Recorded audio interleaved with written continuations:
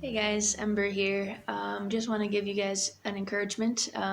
Our series right now is called Unwavering Faith, and one aspect of faith that I think we can all relate with in this season is having faith for God to provide for our needs. And back when I was first signed up to be a missionary, knowing I'd have to raise a bunch of money and supporters to sustain me to be on the mission field, it was a bit hard not to worry. But the Lord led me to read Luke 12. That's where Jesus is telling his disciples to not worry about their needs, what they eat, what they're clothed with, that to look at the birds. They don't have to worry about those things. God takes care of them. Think about the lilies, they grow, God clothes them.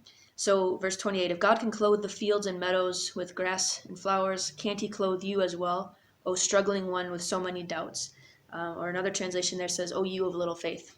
I repeat it, don't let worry enter your life. Live above the anxious cares about your personal needs. People everywhere seem to worry about making a living, but your heavenly Father knows your every need and will take care of you. Each and every day he will supply your needs as you seek his kingdom passionately above all else. So don't ever be afraid, dearest friends.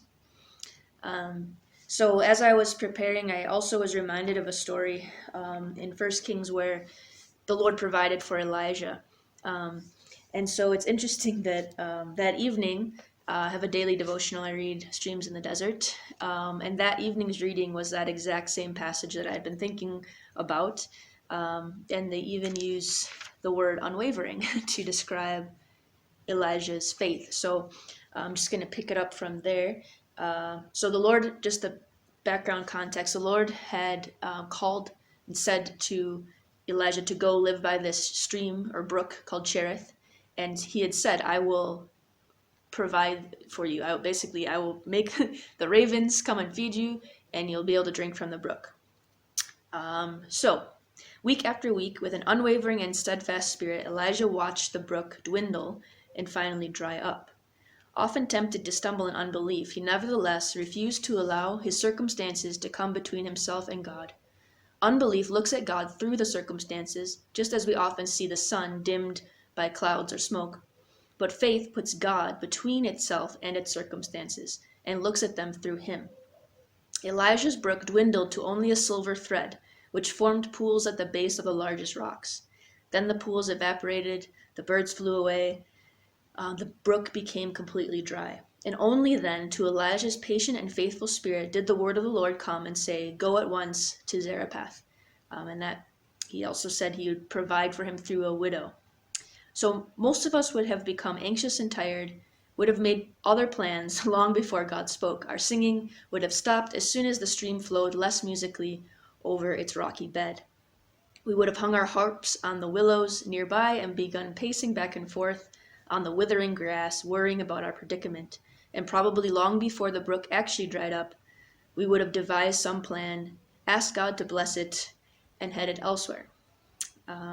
So it ends with an encouragement from Psalm 27, verse 14, wait for the Lord, patiently wait.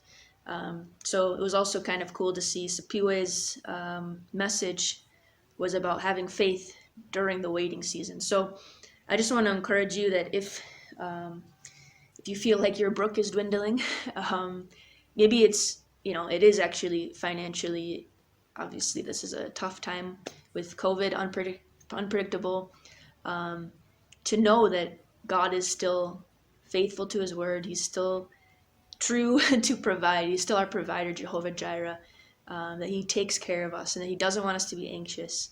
And maybe that particular need isn't there for you right now, but I just want to encourage you, whatever word God has spoken to you, if he's spoken it to you, but you're in that season of waiting, to not give up faith, to not waver in that belief that he will come through because he said it. So just like Elijah was like, okay, he said he was going to provide food and drink. Here I am. Just hold on to the promises God has spoken to you and the words he's spoken to you personally and in the word through the Bible, and just know that he is faithful. He will come through. Bless you.